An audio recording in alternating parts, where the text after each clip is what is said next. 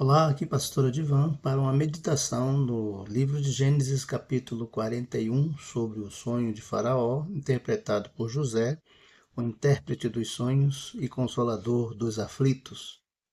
Faraó teve dois sonhos. No primeiro sonho, 7 vacas magras saíam ferozmente e devoravam 7 vacas gordas.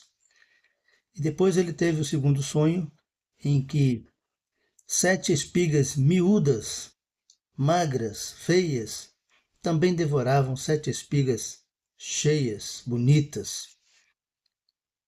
Faraó ficou perturbado e chamou todos os adivinhos e sábios do Egito, mas ninguém pôde interpretar o seu sonho. As pessoas naquele tempo tinham a crença de que os sonhos eram mensagens de Deus, eram um tipo de revelação de Deus, e quando elas não sabiam o que significava, elas ficavam perturbadas por causa disso. Nos versículos de 9 a 13 diz que o copeiro-chefe, que também tinha sido ajudado por José na interpretação de um sonho, finalmente se lembrou dele e diz para Faraó: olha, tivemos um sonho, eu e o padeiro, e havia um homem na prisão que os interpretou, e assim como ele disse, aconteceu. Eu fui restaurado e o padeiro foi enforcado. Versículos de 14 a 24 diz que Faraó então mandou chamar José. José se barbeou, se arrumou, se vestiu e foi ver o rei, foi se encontrar com o rei. Uma coisa interessante aqui, né? Se apresentar limpo, barbeado, como numa entrevista de emprego, como alguém que se apresenta diante de uma autoridade, é assim que deve se apresentar. Faraó fala da capacidade de José de interpretar sonhos, mas José diz: é Deus quem vai interpretar. Deus é que dará uma resposta de paz a Faraó.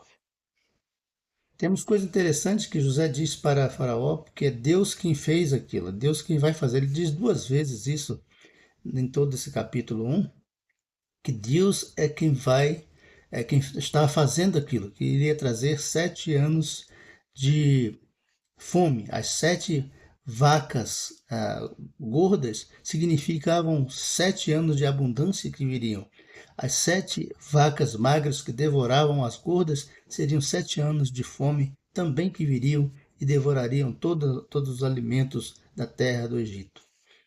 Assim também como as 7 espigas cheias e bonitas seriam devoradas por 7 anos de fome, representado pelas espigas magras, vazias, feias. José diz: é Deus quem vai fazer isso, e revelou a Faraó o que ele vai fazer. Deus pode revelar seus planos a pessoas incrédulas, pessoas que não temem a ele, mas essas pessoas vão precisar de um homem de Deus, de alguém que anda com Deus, para interpretar os seus sonhos, para revelar a eles a vontade de Deus. E José foi esse agente de Deus naquele momento. Assim também, nós devemos indicar o caminho e a solução para os problemas da humanidade. E Deus pode mandar-nos também tempos difíceis. Os 7 anos de fome viriam e devorariam todos os 7 anos de abundância.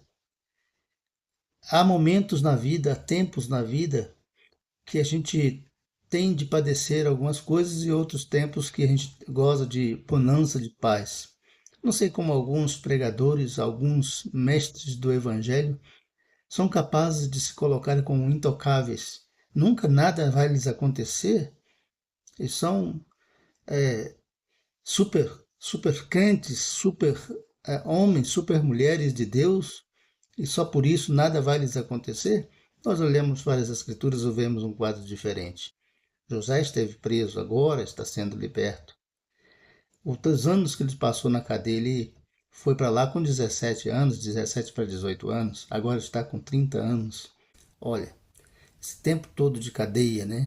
Injustamente. Agora ele vai passar a ser governador do Egito. No versículo 32 diz assim: o sonho de Faraó foi dúplice, porque a coisa é estabelecida por Deus, e Deus se apressa a fazê-lo.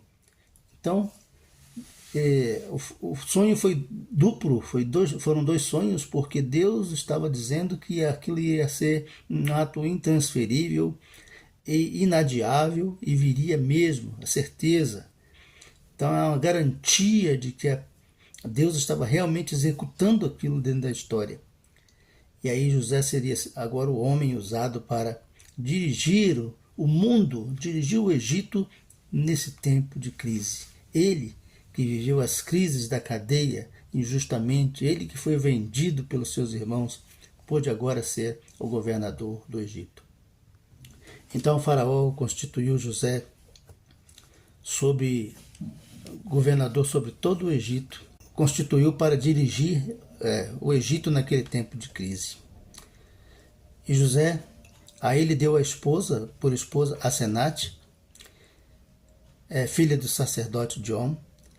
E José teve 2 filhos, Efraim e Manassés, ou Manassés e Efraim, pela ordem. E todos os povos vinham comprar alimento no Egito para poder resistir os 7 anos de fome que veio sobre toda a terra. Daqui a pouco, veremos nos próximos capítulos, até a família de José, seu pai, seus irmãos, vêm para o Egito. E esse que é o grande momento da história, no sentido de reconciliação na família. Então, José aos poucos vai reconstituindo a sua vida, do cárcere à glória, de um prisioneiro a governador do Egito, a rei sobre todas as situações existenciais daquela época, daquele tempo de crise. É isso que Deus faz conosco.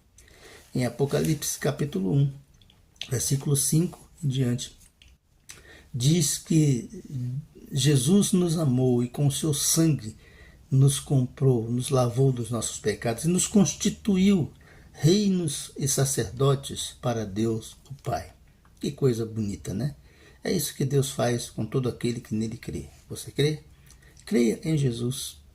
É Ele que faz esse ato glorioso, transforma a sua vida e te exalta com a maior glória que é possível ao ser humano, ser representante de Deus na terra, ser agente de Deus neste mundo, ter a resposta para aqueles que estão perturbados, aflitos com os seus problemas, com os seus pecados. Quando as pessoas não sabem decifrar os sonhos que lhes perturbam, não sabem decifrar a sua vida, dos seus destinos, precisa de uma voz profética, de alguém que possa indicar-lhes o caminho. Aí que o cristão deve se apresentar como aquele que realmente sabe para onde vai e sabe indicar às pessoas o caminho certo. Vemos outra lição importante aqui do copeiro também, né? Ele então finalmente se lembrou de como José o ajudou e compartilhou com o faraó, que também estava perturbado pelo seu sonho. E ele poderia ficar calado, ele poderia ficar quieto, agora vou me vingar, né? Vou me vingar, fui preso lá, esse homem me botou na masboa, quase fui morto, o padeiro até foi enforcado, né? E se fosse eu enforcado? Ele poderia então ficar magoado e não contar nada, mas ele falou, olha, tem uma pessoa, ele sabia o caminho, sabia a resposta, onde estava a resposta, e indicou a Faraó, há um homem que pode ajudar. Nós também devemos pregar a mensagem sem ressentimentos, sem mágoas, né? Precisamos entregar a mensagem de paz, indicar o caminho para aqueles que estão perdidos, estão perturbados com a sua vida de pecado, de angústias e dores neste mundo. Foi Deus quem realizou aquilo. Deus mandou 7 anos de fartura e Deus mandou 7 anos de crise, de fome. E para que Deus fez isso? Quais os motivos? Vou enumerar pelo menos 3. O primeiro, para que o povo de Deus, para que o povo de Abraão, né, os descendentes de Abraão, fossem mensageiros no Egito. Eles foram para o Egito à busca de alimentos, lá acabaram ficando por 430 anos, onde Deus operou maravilhas na vida deles, já começar com essa fome até desenrolar de toda a história da permanência deles ali, de Depois da morte de José, veio um faraó, um rei que maltratava os hebreus, mas Deus era com este povo e eles acabaram saindo do Egito. Aí já é uma outra história, uma outra fase da história, mas eles saíram do Egito exaltados também, glorificando a Deus para constituir o seu próprio povo. Então, as mensagens de Deus através daquele povo no Egito foi um dos motivos porque Deus os levou para lá. Há outro motivo é que através de todos os dramas e alegrias vividas, disciplinar aquele povo para que ele pudesse ser o seu povo particular, ensinar-lhes a eles princípios que eles deveriam guardar por toda a vida. Em terceiro lugar, o mais importante de todos, que eu considero, é cumprir as suas promessas feitas a Abraão, a Isaac e Jacó, de dar-lhes descendência numerosa, de abençoar-lhes para que eles pudessem abençoar todos os povos da terra e deles trazer o Messias, o Salvador. Então Deus manteve aquele povo durante 7 anos de crise, providenciando alimento no Egito.